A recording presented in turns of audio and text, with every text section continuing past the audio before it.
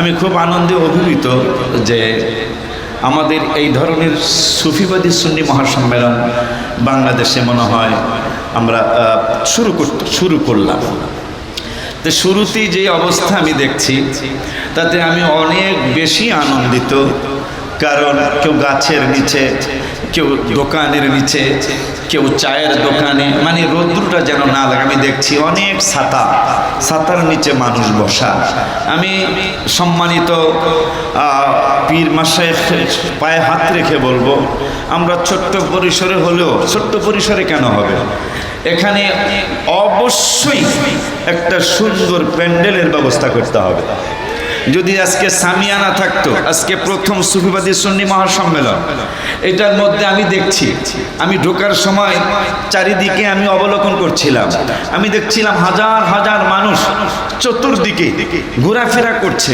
একটু সামিয়ানা না থাকার কারণে তারা বসতে পারছে না, বসতে চাইলেও বসতে পারছে না।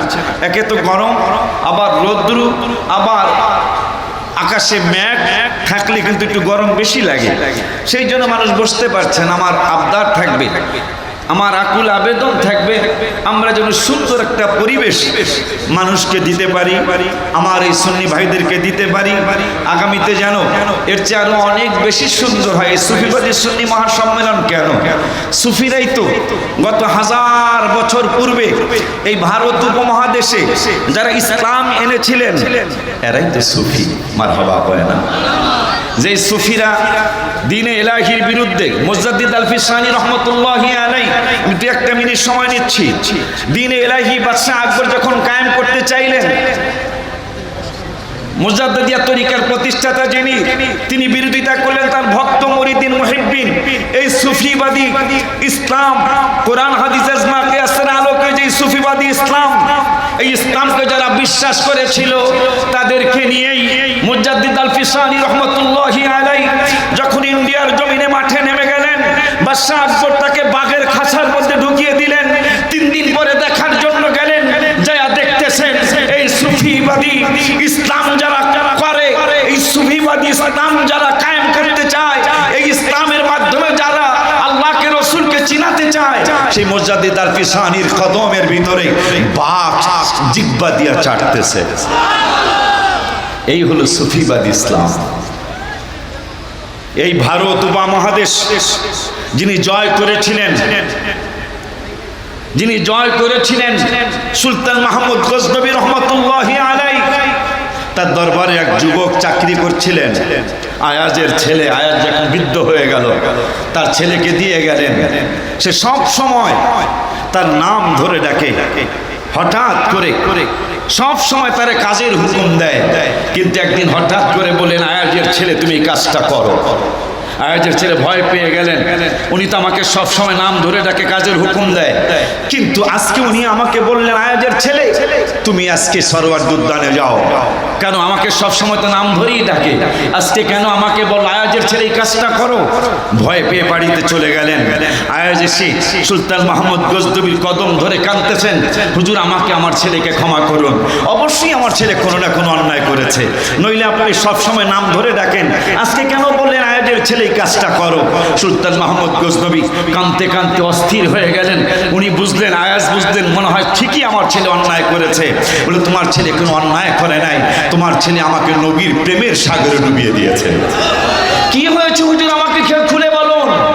তোমার ছেলের নাম মোহাম্মদ, আমার রাসূল সাল্লাল্লাহু আলাইহি ওয়াসাল্লামের নাম মোবারক মোহাম্মদ, তোমার ছেলের নাম রেখেছো তুমি মোহাম্মদ, এই জন্য আমিও আমার ছেলের নামটা গোলাম মোহাম্মদ রেখেছি।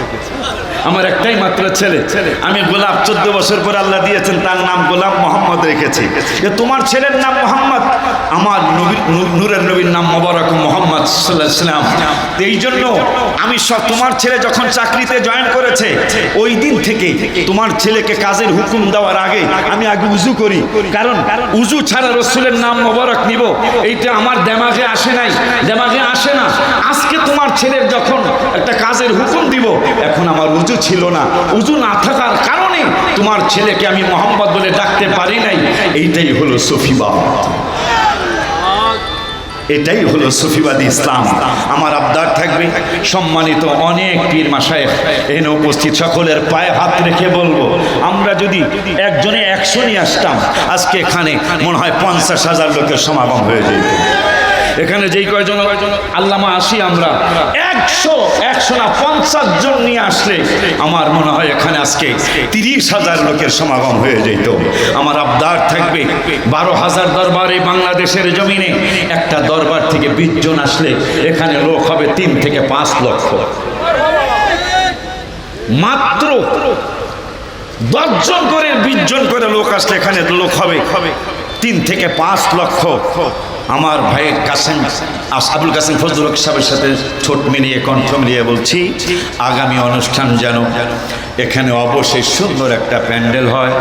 ওই সুন্দর প্যান্ডেলের নিচে বৃষ্টি আসুক বা না আসুক, রৌদ্র থাকুক বা না থাকুক, আমি এই প্যান্ডেলের জন্য, যেহেতু অনেক পীর মাশায়েখ, বেশি ঘোষণা দিব না, এই প্যান্ডেলের জন্য আমি কমপক্ষে 24,000 টাকা দেব।